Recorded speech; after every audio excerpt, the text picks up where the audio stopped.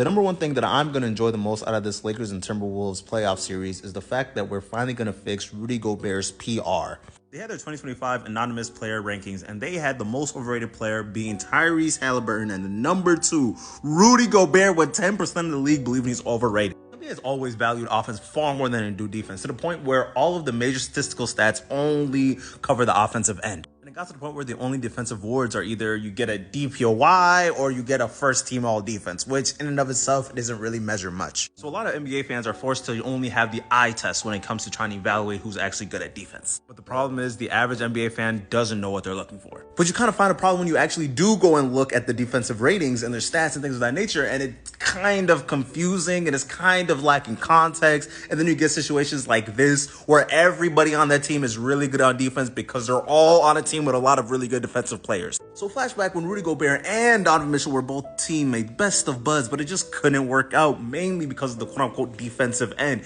And you know why they kept saying it couldn't work on the defensive end? Because they pointed at this man. This was back when Rudy Gobert was picking up all the defensive player of the years, and everyone was like, yo, you suck. Because deep in their hearts, you're like, hey, I can score 40 on him without even trying. And it all came to a boil over when this play happened, when the Clippers went small and just iced this man Rudy. ISO after ISO after ISO. But I think this is the part that irritates me the most about this whole narrative, because he was never supposed to be out there guarding guards or forwards or wings. He was supposed to be in the paint deterring people from getting layups, which he was. But here's the part that blows me the most. He was never on a team that actually cared about defense. He was playing with a whole bunch of people that's, oh, you just drove right past me. Oh, you dribbled right past me. Oh, backdoor cut. All these different defensive flaws. But then when you put him on a team like the Minnesota Timberwolves, you see what happened. Good things happen.